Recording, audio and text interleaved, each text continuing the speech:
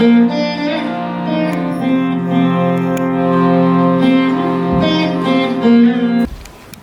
everyone.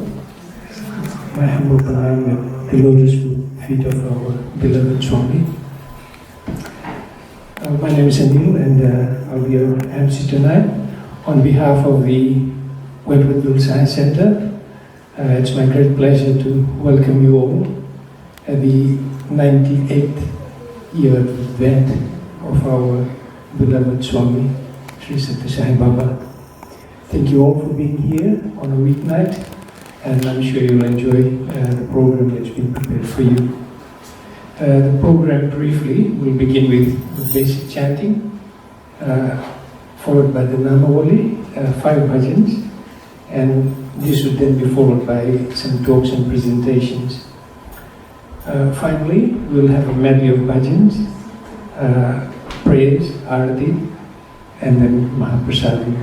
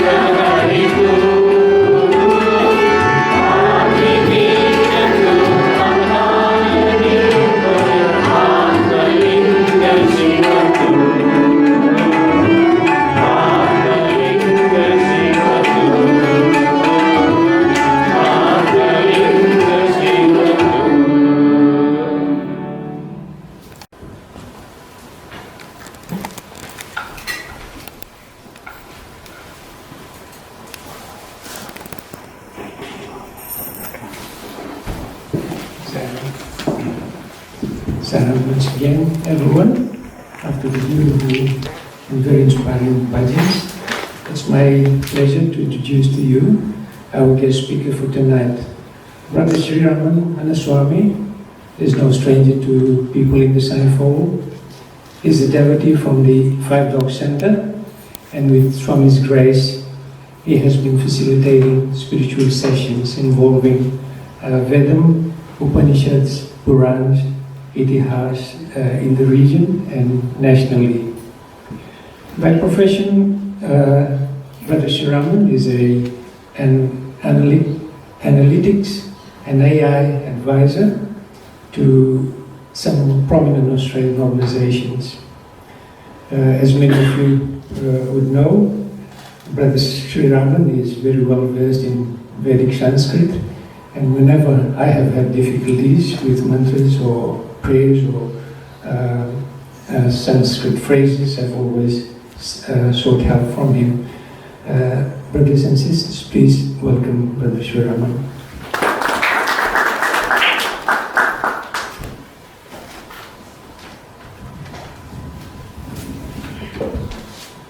Om Namah Pranavartaya Shuddha-jnanikamurtaye Nirmalaya Prashantaya Dakshinamurtaye Namaha Shri Gurubhyo Namaha Hari Om. Jai Sai Ram, everyone. Jai Sai Ram. First and foremost, my heartfelt thanks to each and every one of you for inviting me on this blessed occasion of the 98th Advent of our dear Swami. Let's all put our hands together for the wonderful people who have created this altar.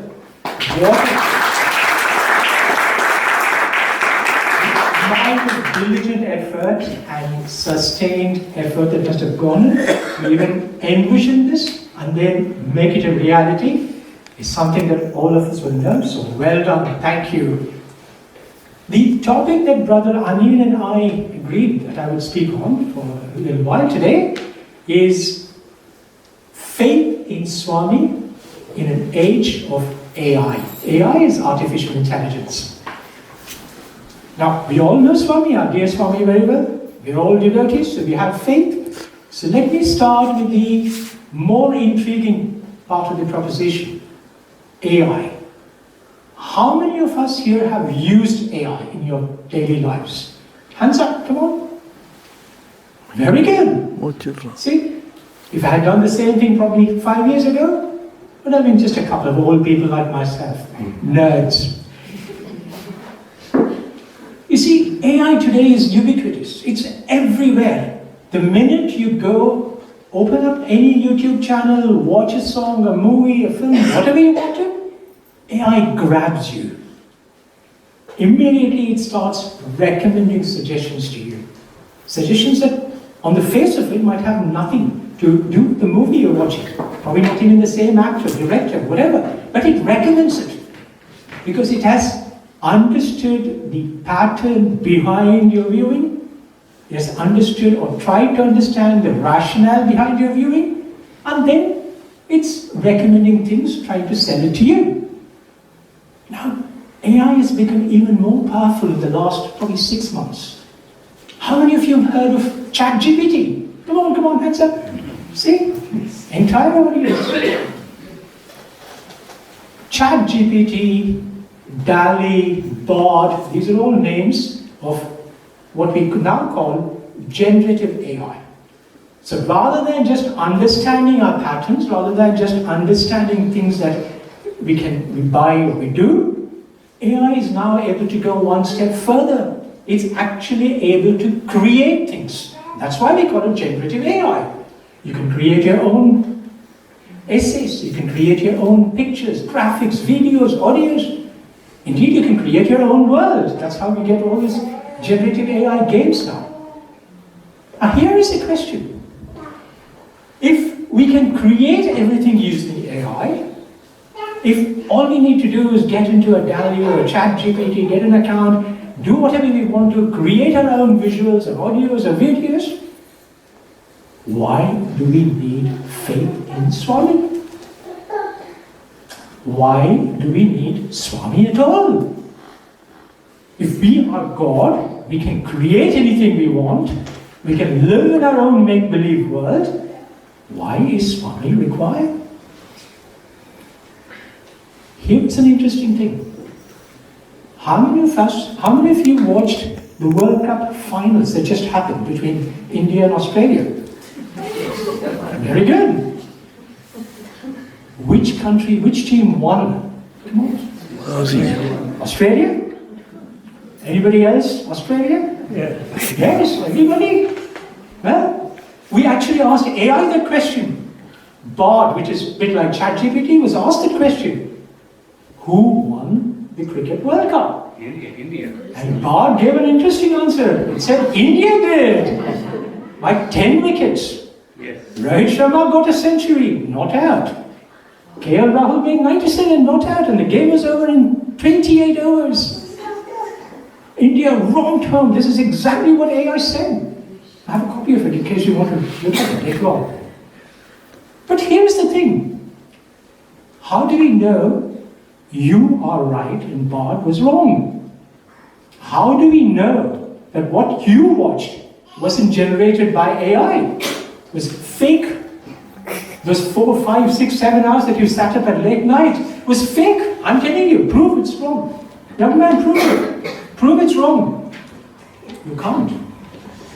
Because AI today, with generative AI, has become so clever at faking real news that we do not know the difference between what is real and what is fake. How do we know the truth?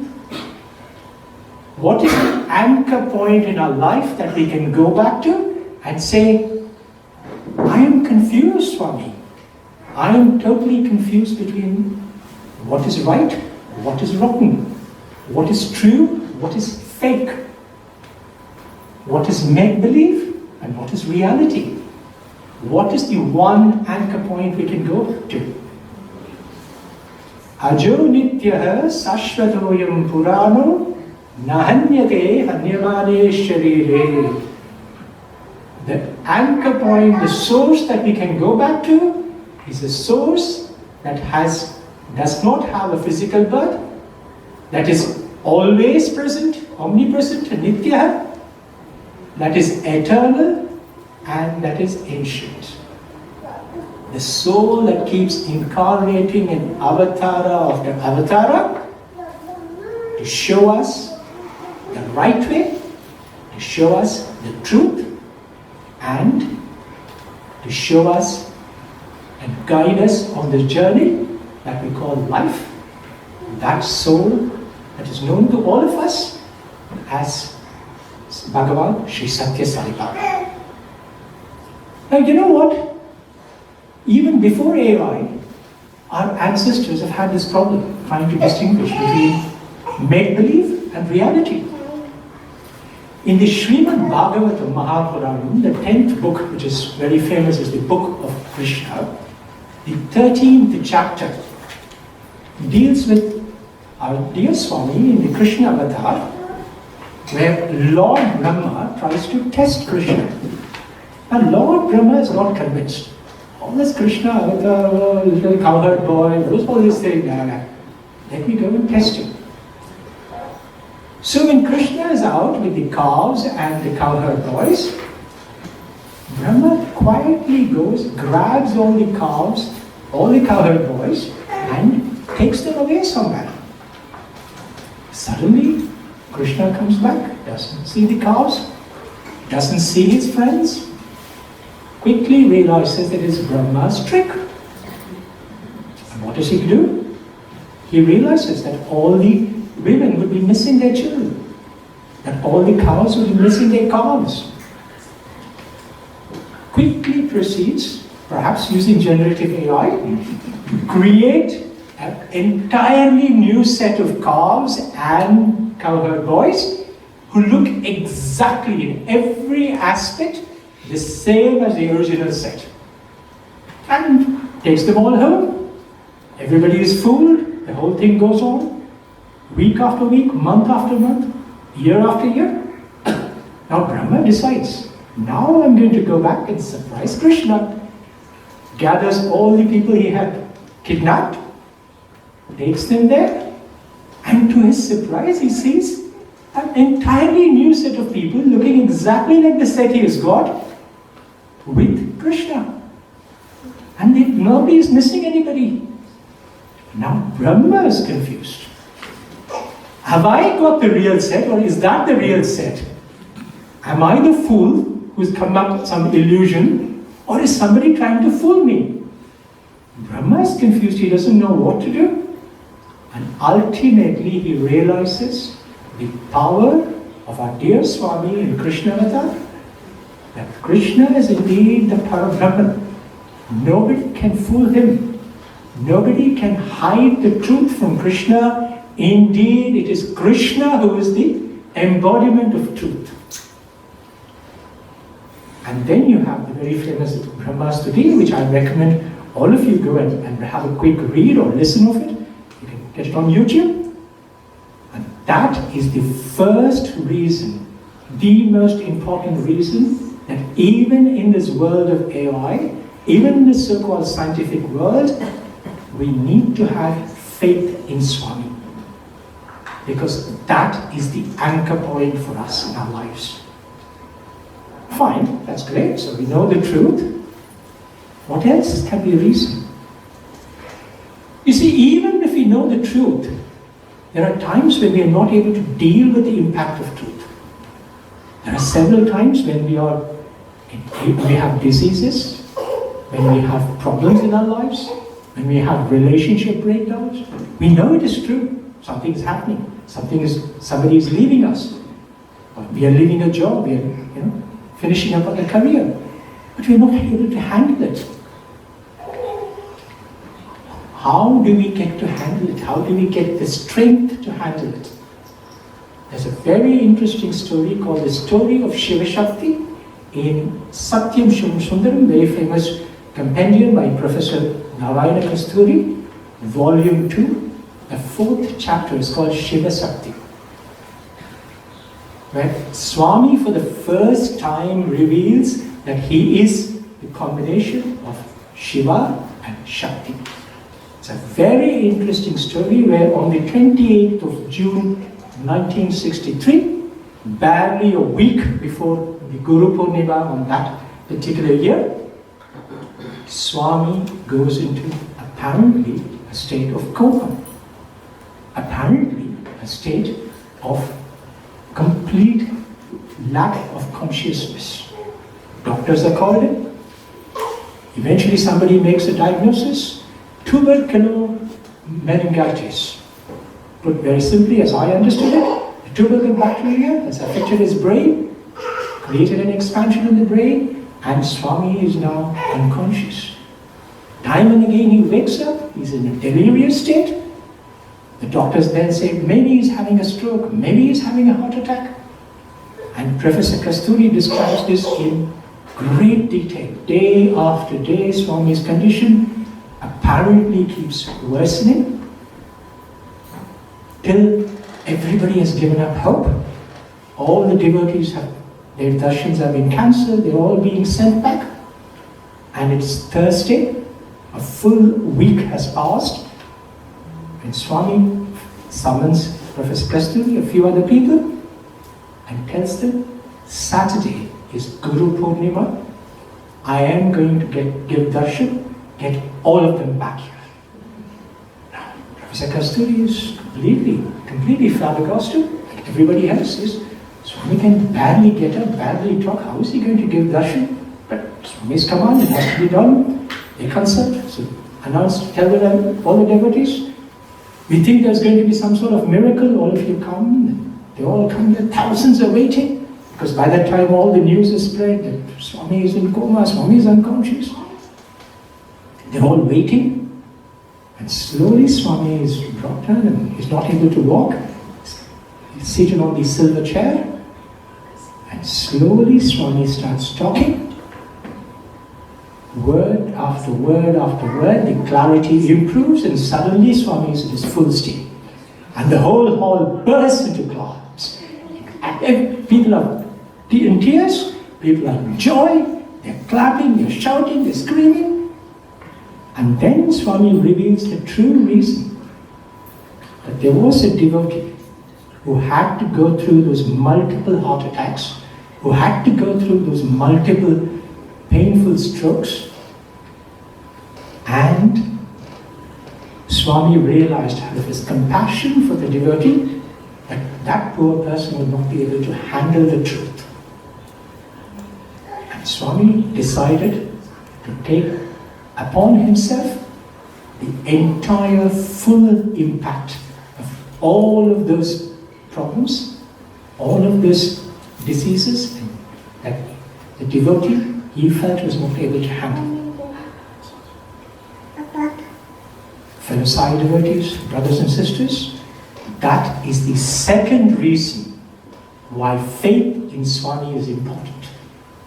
Not only do we get a good anchor in respect of the truth, there are also times in our lives when we can't handle the truth.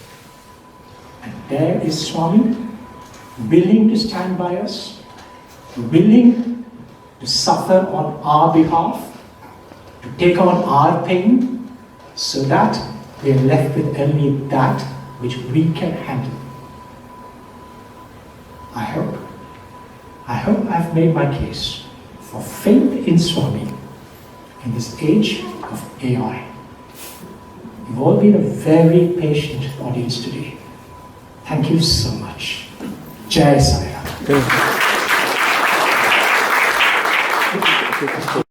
Thank you. Okay? Jai Sai Ram. Yes. Thank you so much. I hope Brother Shiraman is able to stay back and enjoy prasadam with us. And if you do, if a question does come across, do feel very welcome to ask him. Thank you very much for a very informed and very eloquent presentation. In this day and age, our faith is challenged every day. This year has been a difficult year in world affairs, and I'm glad we have Swami to fall back on each day and every day. My next very pleasant task is to invite our center president, Brother Rajendra, to give a vote of thanks and introduce a new team. Brother Raj is an extremely hard-working member of the center and region. He works tirelessly, and with great help from his beautiful family, he's been able to give us work on a very vibrant center for us. And I can sort of feel very grateful that he's been around in these last couple of years to guide the center through Sathya.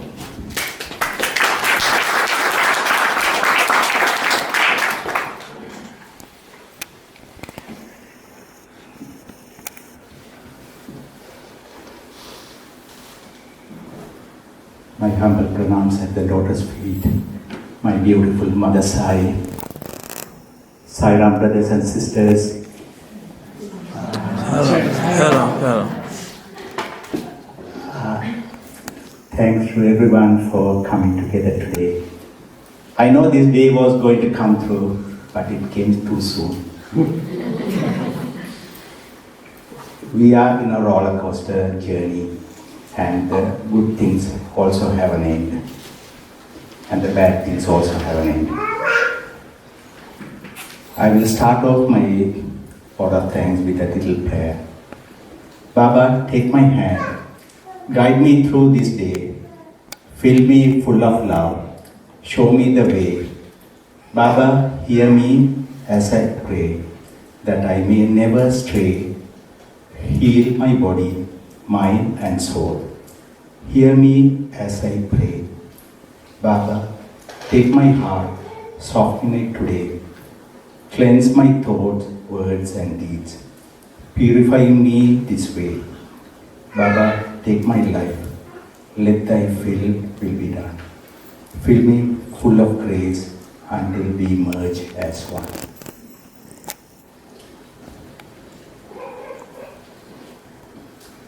Loving Sai Ram, everyone. Wishing you all blessed Advent Day. To devotees who wish Swami a very happy birthday. He always reminded that their happiness is what is most important for him. So let us make our lives joyful and happy ones so that our Lord will be happy witnessing us being happy always. I stand here as the outgoing center president,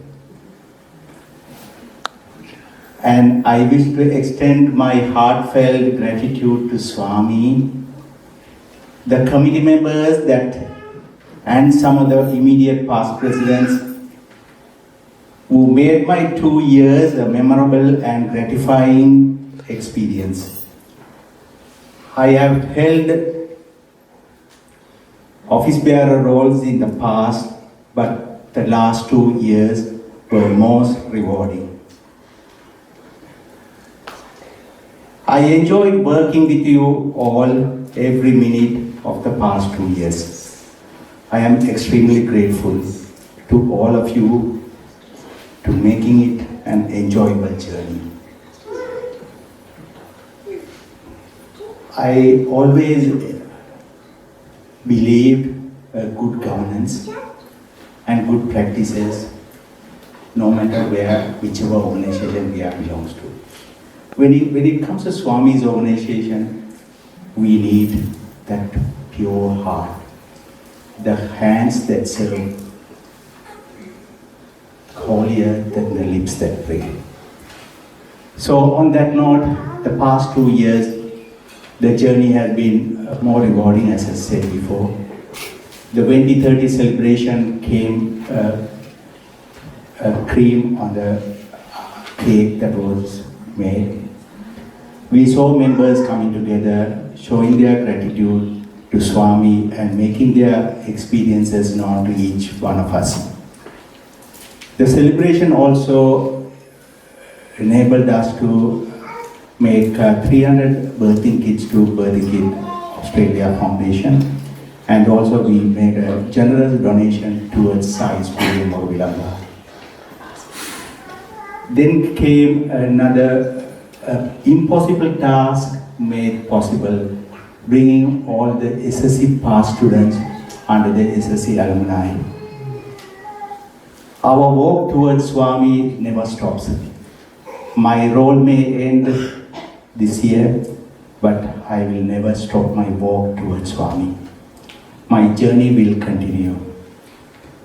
And we were very fortunate when I sent out the expression of interest to members for taking up the next 2 years. And we were the first center in the region to fill that roles within 3 weeks of announcement. I am very grateful to those incoming office bearers taking that step to take this center, a beautiful center that Swami has given us, to take forward for next 2 years. On that note, I am inviting the immediate past 2 presidents who are currently on an advisory role to come forward to give a little pack to the office bearers that contains Swami's blessed document. And the bag is almost empty. I hope that you will fill that bag with lots of grace. Can I ask Brother Ramesh and Sister Shiva to come forward?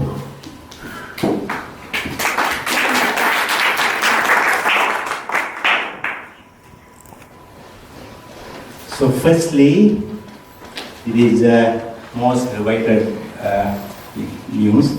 Everyone was very eager to know who these incoming members are.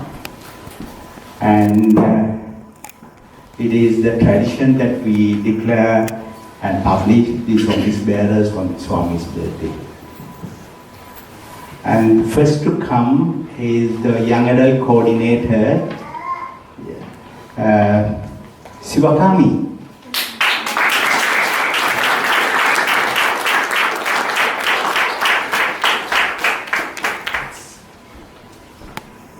Then comes the devotional coordinator, Sister Yadavi.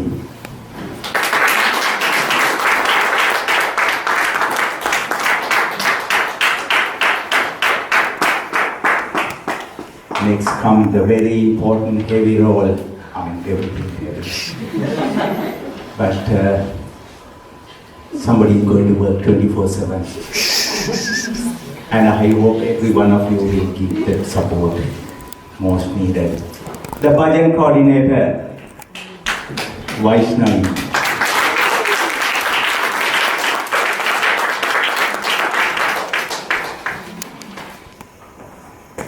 Next comes the environmental care, Sister Chandrika.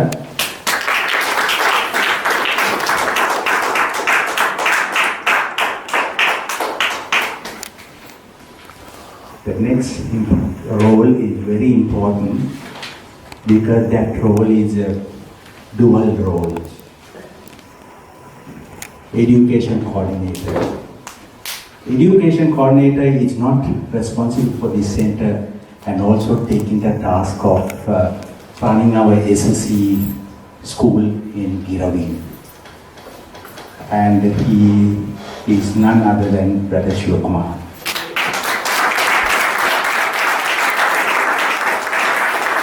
We all know that SSC Wentwothville Sai Centre has a long history, one of the largest SSC school in Australia. We had many achievers in the past, and it's one of the greatest institute that a lot of volunteers and trained teachers spend their time giving that most needed human value classes to those children from age 4 to age 18. So, Brother Shivakumar is going to take that very important role, and we have past SSC alumni here. They're all smiling, and they also got a task to perform in the future. So the next role is the service coordinator. That's going to be Sister Malini.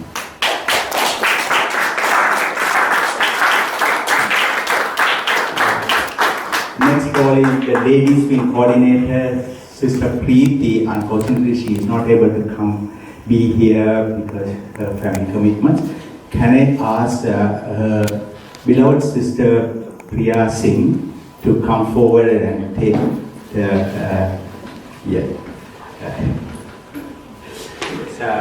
receive the pact on behalf of your beloved sister.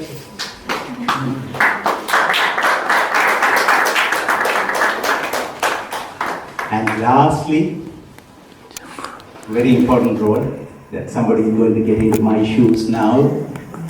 I'm very excited, and that's going to be none other than Priya Singh.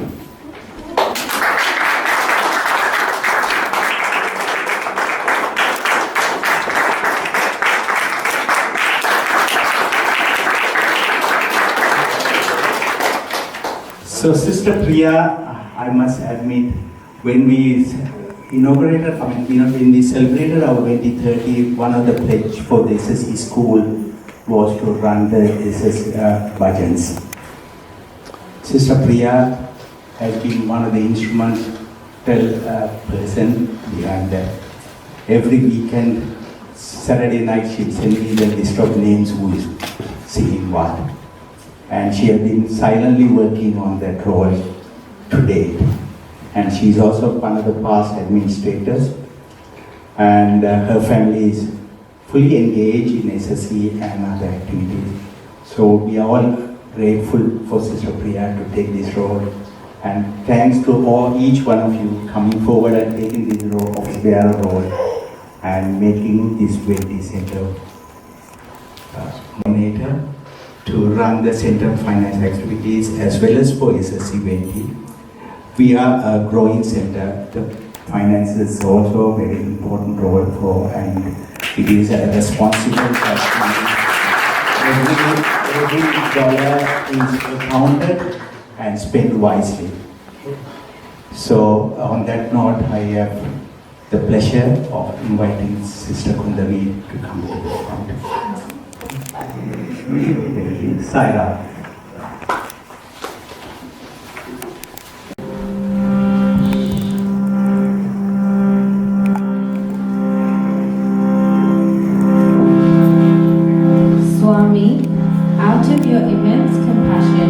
you manifested yourself into a most loving human form. Swami, you granted us the great wealth of experiencing your unconditional love. Your sweet name is the treasure we have. Mirabai sang out from her heart to her Lord Krishna, Payo Jimane, Rama Ratan Dan Payo. I have attained the treasure of God's name. My Guru gifted me with this priceless gift, and I accepted his kind blessings with gratitude. On this occasion of your advent, we, your children, are going to sing from our hearts with love and joy to you, Swami, our Sai Krishna.